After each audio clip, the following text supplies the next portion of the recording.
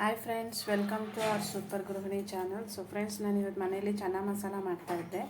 So ನಾನು ಹೇಗೆ ಮನೇಲಿ ಮಾಡ್ಕೊತೀನಿ ಅಂತ ಒಂದು ವಿಡಿಯೋ ಮಾಡೋಣ ಅಂತ ಮಾಡ್ತಿದ್ದೀನಿ. ಇದು ಬಂದು ನೈಟು ನೆನೆಸಿಟ್ಟಿದ್ದೆ.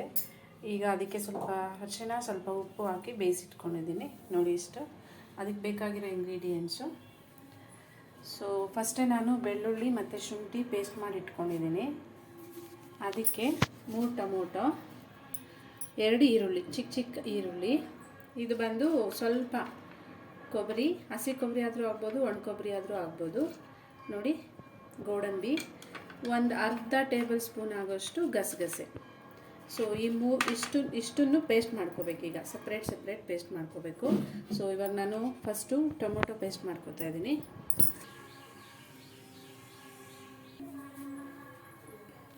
ನೋಡಿ ಫ್ರೆಂಡ್, ಇವಾಗ ಟೊಮೊಟೊ ಪೇಸ್ಟ್ ಮಾಡಿ ಇಟ್ಕೊಂಡಿದ್ದೀನಿ, ಈರುಳ್ಳಿ ಪೇಸ್ಟ್ ಮಾಡಿ ಇಟ್ಕೊಂಡಿದ್ದೀನಿ. ಇದು ಬಂದು ಗಸಗಸೆ, ಬಾದಾಮಿ, ಈರುಳ್ಳಿ ಇದು ಪೇಸ್ಟ್ ಮಾಡ್ಕೊಂಡು ಇಟ್ಕೊಂಡಿದ್ದೀನಿ. ಇದು ಶುಂಠಿ ಬೆಳ್ಳುಳ್ಳಿ ಪೇಸ್ಟ್. ಸೊ ಇವಾಗ ಹೇಗೆ ಮಾಡೋದು ಅಂತ ನೋಡೋಣ ಬನ್ನಿ. ನೋಡಿ, ಇವಾಗ ಎಣ್ಣೆ 2 ಟೀ ಸ್ಪೂನ್ ಆಗೋಷ್ಟು ಎಣ್ಣೆ ಹಾಕ್ಕೊಂಡಿದ್ದೀನಿ. ಅದು ಬಿಸಿ ಆದಮೇಲೆ ಇದಕ್ಕೆ 2 ಸ್ಪೂನ್ ಎಣ್ಣೆ ಹಾಕೊಂಡ್ಮೇಲೆ ಇದಕ್ಕೆ ಸಾಸಿವೆ ಏನೂ ಬೇಡ, ಕರಿಬೇವು ಹಾಕೋಣ. 2 ಚಿಕ್ಕ ಈರುಳ್ಳಿ ಹಚ್ಚಿಟ್ಕೊಂಡಿದ್ದೀನಿ. ಈ ಥರ ಹಾಕ್ಕೊಂಡು ಫ್ರೈ ಆಗಬೇಕು ಚೆನ್ನಾಗಿದೆ.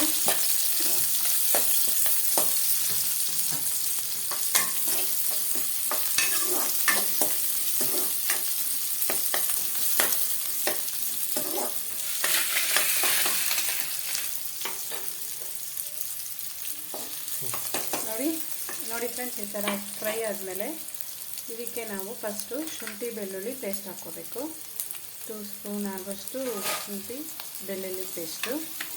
ಇದನ್ನು ಹಾಕ್ಕೊಂಡು ಇದು ಹಸಿಯಾಗಿ ರುಬ್ಕೊಂಡಿರೋದ್ರಿಂದ ನಾವು ಎಲ್ಲನೂ ಹಸಿ ಸ್ಮೆಲ್ ಹೋಗೋವರೆಗೂ ಚೆನ್ನಾಗಿ ಫ್ರೈ ಮಾಡ್ಕೋಬೇಕು. ಇಲ್ಲಾಂದರೆ ಡಿಫ್ರೆಂಟಾಗಿ ಟೇಸ್ಟ್ ಬರುತ್ತೆ. ಸೊ ನಿಮಗೆ ಬೇಗ ಆಗಬೇಕು ಅಂದರೆ ಈ ಪೇಸ್ಟ್ ಮಾಡ್ಕೊಳ್ದೇ ಇದ್ರೂ ಎಲ್ಲ ಫ್ರೈ ಮಾಡ್ಕೊಂಡ್ಬಿಟ್ಟು ಒಂದೇ ಸಲ ಎಲ್ಲ ಪೇಸ್ಟ್ ಮಾಡ್ಕೊಂಡು ಹಾಕೊಂಡ್ರೂ ಬೇಗ ಆಗುತ್ತೆ. ಬಟ್ ನಾವು ಹಸಿಯಾಗಿ ಎಲ್ಲ ಪೇಸ್ಟ್ ಮಾಡ್ಕೊಂಡಾಗ ಸೊ ಈ ಥರ ಸ್ಮೆಲ್ ಹೋಗೋವರೆಗೂ ನಾವು ಫ್ರೈ ಮಾಡಬೇಕಾಗುತ್ತೆ. ಸೊ ಇದಕ್ಕೆ ನಾವು ಪೇಸ್ಟ್ ಮಾಡಿ ಇಟ್ಕೊಂಡಿರೋ ಈರುಳ್ಳಿ ಪೇಸ್ಟು, ಅದು ಹಾಗೇ ಹಸಿ ಸ್ಮೆಲ್ ಹೋಗಬೇಕು ಚೆನ್ನಾಗಿ. ಆ ಥರ ನೀವು ಚೆನ್ನಾಗಿ ಫ್ರೈ ಮಾಡ್ಕೋಬೇಕು. ಇದು ಈರುಳ್ಳಿ ಫ್ರೈ ಆದಮೇಲೆ ಸೊ ನೋಡಿ, ಈ ಥರ ಟೊಮೊಟೊ ಇದಾದಮೇಲೆ ಈಗ ನಾವು ರುಬ್ಕೊಂಡು ಇಟ್ಕೊಂಡ್ರೆ ಕೊಬ್ಬರಿ, ಗಸಗಸೆ, ಗೋಡಂಬಿ ಅದನ್ನು ಹಾಕಿ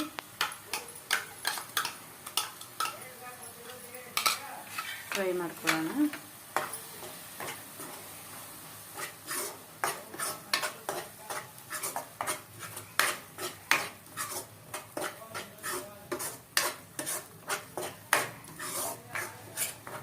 ಸೊ ಇವಾಗ ಇದಕ್ಕೆ ಸ್ವಲ್ಪ ಉಪ್ಪು ಹಾಕೊಳ್ಳೋಣ, ಯಾಕಂದರೆ ಕಾಳಿಗೆ ಆಲ್ರೆಡಿ ನಾವು ಹಾಕ್ತಿರೋದ್ರಿಂದ. ಸೊ ಟೇಸ್ಟ್ ನೋಡಿಕೊಂಡು ಸಾಲ್ಟ್ ಹಾಕ್ಕೊಳ್ಳಿ. ನೋಡಿ, ಈ ಥರ ಚೆನ್ನಾಗಿ ಗ್ರೇವಿ ಆಗಬೇಕು, ಹಸಿ ಸ್ಮೆಲ್ ಹೋಗಬೇಕು. ಇದಕ್ಕೆ ಇವಾಗ ನಾವು ಮಸಾಲೆ ಐಟಮ್ಸು.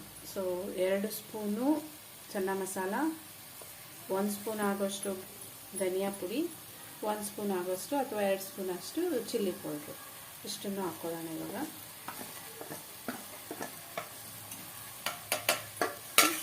ಹಾಕ್ಕೊಂಡು ಫ್ರೈ ಮಾಡ್ಕೊಳ್ಳೋಣ.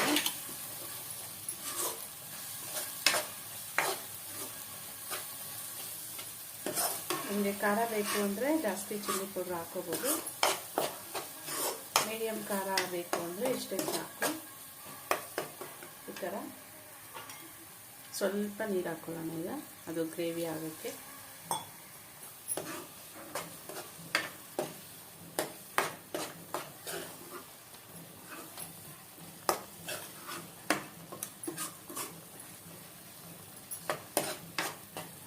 ಈ ಥರ ಗ್ರೇವಿ ರೆಡಿ ಆಗಿದೆ.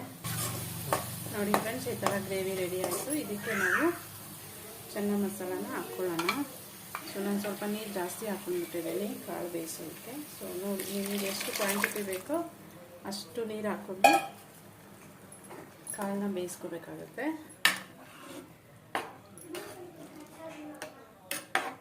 ನೋಡಿ, ಈ ಥರ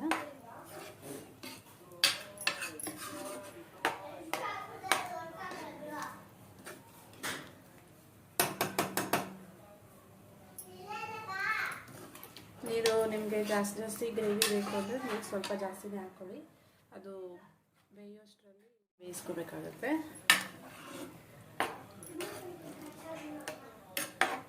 ನೋಡಿ ಈ ಥರ.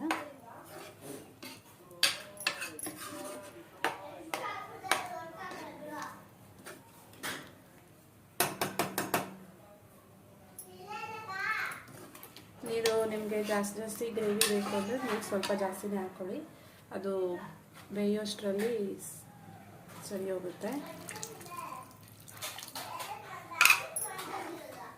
ನೋಡಿ ಈ ಥರ ಬಂದಿದೆ. ಸೊ ಇದು ಒಂದು 10 to 15 ಮಿನಿಟ್ಸ್ ನಾವು ಚೆನ್ನಾಗಿ ಬೇಯಿಸಿದ್ರೆ ಕಾಳಿಗೆಲ್ಲ ಮಸಾಲೆ ಇಟ್ಕೊಳ್ಳುತ್ತೆ. ಸೊ ಅದಾದಮೇಲೆ ಲಾಸ್ಟಲ್ಲಿ ಕೊತ್ತಂಬರಿ ಸ್ವಲ್ಪ ಹಾಕ್ಕೊಂಡು ಫ್ರೆಂಡ್ಸ್ ಈ ಥರ ಬೆಂದಿದೆ. ಇವಾಗ ಇದಕ್ಕೆ ನಾವು ಕೊತ್ತಂಬರಿ ಹಾಕ್ಕೊಂಡು ಒಂದು 5 ಮಿನಿಟ್ಸ್ ಗ್ರೇವಿ. ನಮಗೆ ಗಟ್ಟಿಯಾಗಿ ಗ್ರೇವಿ ಬೇಕು ಅಂದರೆ ಚೆನ್ನಾಗಿ ಕುದಿಸಿದ್ರೆ ಗ್ರೇವಿ ಆಗುತ್ತೆ. ಬೇಡ ನಮಗೆ ರೈಸು ತಿಂತೀವಿ ಅಂದರು ಸೊ ನೋಡಿ ಇಷ್ಟು ಮಾತ್ರ ಗ್ರೇವಿ ಇದ್ದರೆ ಸಾಕು.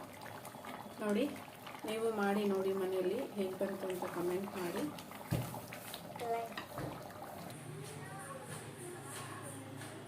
ನೋಡಿ ಫ್ರೆಂಡ್ಸ್, ಸೊ ಫೈನಲಿ ಚೆನ್ನ ಮಸಾಲ ರೆಡಿ ಆಯಿತು. ನಾನು ಚಪಾತಿ ಜೊತೆಗೆ ಮಾಡ್ಕೊಂಡಿದ್ದೀನಿ. ಈ ಥರ ಬಂದಿದೆ.